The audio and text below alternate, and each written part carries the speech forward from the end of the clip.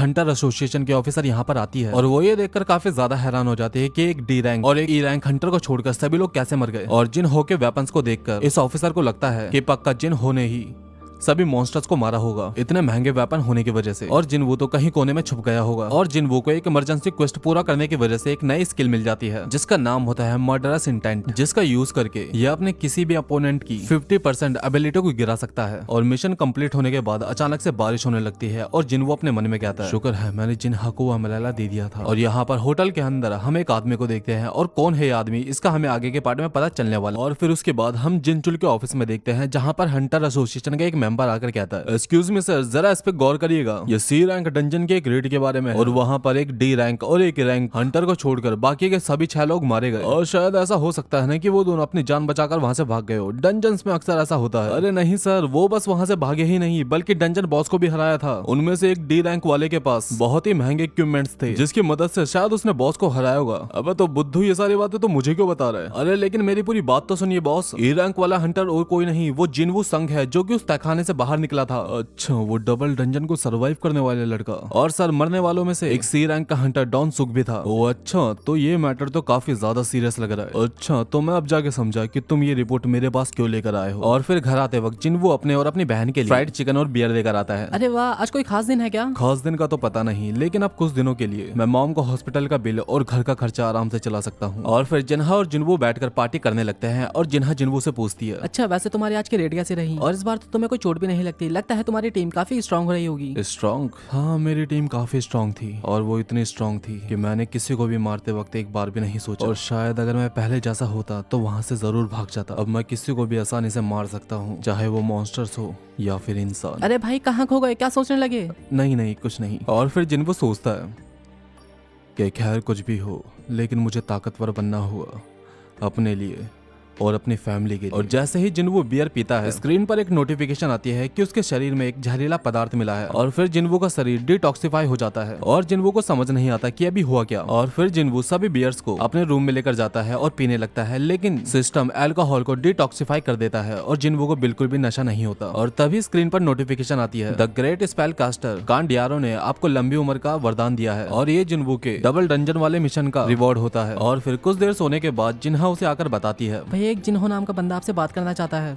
और ये क्या, आप इतने ज्यादा पीने लगे? आप जानते हो ना कि शरीर के लिए इतनी बेकार होती है। अरे फिक्र मत करो छोटी, इससे मुझे कुछ नहीं होगा। और फिर हम कॉफी शॉप में देखते हैं जहाँ पर जिनवू से कहता है मुझे लगा नहीं था कि हम वापस मिल पाएंगे और मुझे अपने एसेंस स्टोन देने के लिए शुक्रिया। वैसे तुमने किसी को बताया तो नहीं ना कि उस डंजन में क्या हुआ था? नहीं, मैंने किसी को नहीं बताया। वैसे भी आपने जो भी किया वो एक सेल्फ डिफेंस था सर। और वैसे भी अगर आप उन्हें नहीं मारते तो वो हमें जान से मार देते। वैसे मैं एक नई टीम बनाने के बारे में सोच रहा हूँ, क्या आप मेरा साथ देंगे? लेकिन जिनवू साफ ही मना कर देता है और वहाँ से जाने लगता है। प्लीज रुकिए, मेरी बात सुनिए सर, सिर्फ 19 रेड। क्या 19 रेड? क्या तुम भी गिल्ड मास्टर बनने के बारे में सोच रहे हो क्या? हाँ, आप सही समझ रहे हैं, मैं एक गिल्ड मास्टर बनने के बारे में सोच रहा हूँ और इसके लिए मुझे 20 रेड का एक्सपीरियंस चाहिए, जिसमें से एक कंप्लीट हो चुका है। मेरे डैड की कंपनी को संभालने के लिए मैंने सारी पढ़ाई कर ली है, इसलिए रिटर्न टेस्ट क्लियर करने में मुझे कोई दिक्कत नहीं होने वाली है। मुझे मेरी कंपनी के लिए गिल्ड मास्टर बनना ही होगा। डंजन जितने ज्यादा खतरनाक होते हैं उसके अंदर मिलने वाले रिसोर्सेस और हथियार उतने ही ज्यादा कीमती होते हैं। अगर जिन्हो एक गिल्ड मास्टर बन जाता है तो उसकी टीम को उतने ही ज्यादा डंजन क्लियर करने का मौका मिलेगा, जिसका मतलब है उस डंजन से मिलने वाली जितने भी रिसोर्सेस है वो जिनहो की कंपनी के ही हो जाएंगे और उनका बिजनेस बढ़ने लगेगा। मेरे डैड चाहते हैं कि S rank Hunter guild master बने। वो एक गिल्ड को एक बिजनेस की तरह देखते हैं। अगर हमने किसी बाहर के एस रैंक हंटर को खरीदने की कोशिश करी तो वो गिल्ड में हमारे ही दुश्मन बन सकते हैं। और मेरे बड़े भैया की अभी तक अवेकनिंग नहीं हुई है, इसलिए वो गिल्ड मास्टर नहीं बन सकते हैं। इसका मतलब ये है कि मैं ही अपने फैमिली की आखिरी उम्मीद हूँ। और जिनवू आप भी अपनी पावर को छुपाकर रेड करना चाहते हैं ना, इसमें मैं आपकी बहुत ज्यादा मदद कर सकता हूँ। और अगर मैं एक ए रैंक हंटर के साथ गिल्ड मास्टर बन जाता हूँ तो इसमें मेरे डैड को भी काफी ज्यादा खुशी होगी। और इन सब में मैं बस तुम पर ही भरोसा कर सकता हूँ। और इन डॉक्यूमेंट्स को देखो एक बार, इन बिल्डिंग्स को हम अपने गिल्ड का हेडक्वार्टर बनाना चाहते हैं और मार्केट में इनकी वैल्यू 30 करोड़ है। और यही मेरा ऑफर है आपको। 19 सक्सेसफुल डंजन क्लियर करने के लिए मैं आपको 30 करोड़ रुपए दूंगा। और ये सुनकर जिनवू अपने मन में सोचता है कि अगर ये ऑफर मुझे शायद पहले मिला होता तो मैं अभी तक खुशी के मारे पागल हो चुका होता। लेकिन अब बात कुछ और है। मैं दुनिया का एक लौता ऐसा हंटर हूँ जो कि वक्त के साथ ताकतवर बनता रहता है और मैं अपने लेवल को जितना बढ़ाता हूँ उतना ही स्ट्रांग बनते जाता हूँ, और वो दिन ज्यादा दूर नहीं जब मैं एक एस रैंक हंटर या फिर उससे भी ऊपर पहुंच सकता हूँ। तो उसके मुकाबले 30 करोड़ तो कुछ भी नहीं है, और वैसे भी दूसरों के साथ काम करना काफी जोखिम भरा है। और जिन वो उस ऑफर को मना करके वहां से जाने लगता है।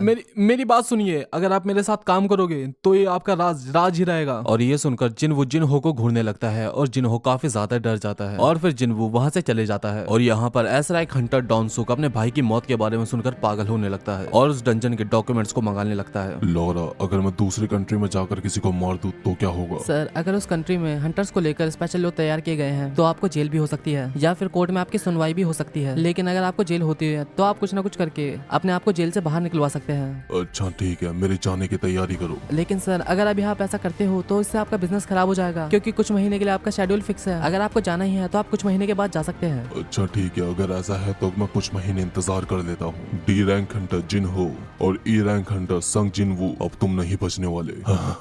और फिर हम पार्क में देखते हैं जहाँ पर जिनवो और जिन्हा रनिंग कर रहे होते हैं। और जिनवो पूछता है, जिन्हा मुझे एक बात बताओ कि अगर हमारे पास 30 करोड़ रुपए आ जाते हैं तो तुम क्या करोगी? अच्छा, अगर ऐसा है तो सबसे पहले मैं माँ का इलाज करवाऊंगी और उसके बाद अपने कॉलेज की फीस भरूंगी और बाकी के बचे हुए पैसों को सेव कर लूंगी। अच्छा ऐसा है। और जिनवो डेली क्वेस्ट को कंप्लीट करने के बाद अपना रिवॉर्ड लेने के लिए जाता है, लेकिन जिनवो नोटिस करता है कि मिशन कंप्लीट होने के बाद भी वहाँ पर एक्स्ट्रा 1 किलोमीटर ऐड हो चुका है। और जिनवो देखना चाहता था कि एक काउंट कितने तक बढ़ सकता है, और जिनवो दोबारा से रनिंग करने लग जाता है। और जिनवो देखता है कि गोल के डबल हो जाने के बाद सिस्टम रुक जाता है। और जब इस बार जिनवो मिशन का रिवॉर्ड लेने के लिए जाता है तो उसे 2 एक्स्ट्रा ऑप्शन दिखते हैं, ब्लास्ट रैंडम लूट बॉक्स, कस्ट रैंडम लूट बॉक्स। और कस्ट वालों को सिलेक्ट करने के बाद उसे एक अजीब सी चाबी मिलती है जिससे कि वो डीमन कासल नाम के एक एस रैंक के डंजन में जा सकता है। डीमन कैसल में उसे कुछ इंग्रेडिएंट मिलेंगे जिससे कि वो एलेक्सर ऑफ लाइफ को बना सकता है, जो कि एक ऐसी मेडिसिन होती है जिसे पीने के बाद कोई भी बीमारी ठीक करी जा सकती है, लिटरली कोई भी बीमारी। और ये सुनकर जिनवो मुस्कुराने लगता है और जिनवो सोचता है कि इसके इस्तेमाल से मैं अपनी माँ का इलाज करवा सकता हूँ। और इसका मतलब है जिनवो के पास बस एक ही चारा है, एलेक्सर ऑफ लाइफ को हासिल करना। और फिर उसके बाद जिनवो डंजन में एंटर कर जाता है और जिनवो का प्लान क्लियर था। अगर इसे लगा कि वो उस मॉन्स्टर को नहीं हरा सकता तो वो टेलीपोर्टेशन स्टोन का यूज करके उस डंजन से एग्जिट कर जाएगा और कोई भी रिस्क नहीं लेगा। तभी जिनवो का सामना हेल्स गेट के गेट कीपर सर्वरस से हो जाता है और जिनवो अपनी डैश एबिलिटी का यूज करता है और लगातार उसके ऊपर हमले करने लगता है, लेकिन इससे इस मॉन्स्टर को कोई फर्क नहीं पड़ता। और फिर उसके बाद जिनवो अपने मर्डरस इंटेंट एबिलिटी का यूज करता है और उसकी एबिलिटी को 50% तक गिराने की कोशिश करता है, लेकिन उससे भी कोई फर्क नहीं पड़ता। और फिर जिनवो अपने डैगर से इस मॉन्स्टर के मुंह पर अटैक करता है, लेकिन पैरालिसिस और ड्रेन एबिलिटी भी इसके ऊपर बिल्कुल काम नहीं करती। और फिर वो मॉन्स्टर जिनवो को हाथ अपने जबड़ों से उखाड़ देता है, जिससे कि जिनवो की हेल्थ लगभग आधी रह जाती है। और फिर जिनवो जैसे तैसे करके इस मॉन्स्टर से भागने लगता है, लेकिन ये मॉन्स्टर अपनी रेज एबिलिटी को बढ़ा देता है, जिससे कि इस मॉन्स्टर की पावर 100% से भी ज्यादा बढ़ जाती है। और इससे पहले कि जिनवो कुछ रिएक्ट कर पाता, मॉन्स्टर जिनवो के ऊपर अपने पंजों से अटैक करके उसे दूर फेंक देता है, जिससे कि जिनवो की हेल्थ और भी ज्यादा कम हो जाती है। और मौत को नजदीक आते देख जिनवो अपने डेली क्वेस्ट के फुल रिकवरी वाले ऑप्शन को यूज करता है और फुल रिकवरी हो जाने के बाद जिनवो छलांग लगाकर उसकी आंख के ऊपर अटैक करता है, लेकिन रेज एबिलिटी की वजह से इस मॉन्स्टर पर कोई भी फर्क नहीं पड़ता। और फिर ये मॉन्स्टर जिनवो को इतना ज्यादा मारता है कि जिनवो की हेल्थ बस 20% ही बचती है। अगर मैं किसी तरह तक 3 मिनट तक सर्वाइव कर गया तो मैं शायद इस मॉन्स्टर को हरा सकता हूँ। नहीं, मैं क्या पागल हो चुका हूँ? मैं ऐसा बिल्कुल नहीं कर सकता। फिलहाल मुझे टेलीपोर्टेशन स्टोन का यूज कर लेना चाहिए, लेकिन वो मॉन्स्टर जिनवो के ऊपर अटैक कर देता है, जिससे कि जिनवो के हाथों से वो टेलीपोर्टेशन स्टोन गिर जाता है। अरे यार शिट, अब मुझे क्या करना चाहिए? अगर इस मॉन्स्टर ने मुझे एक और बार मारा तो मैं यही खत्म हो जाऊंगा। नहीं,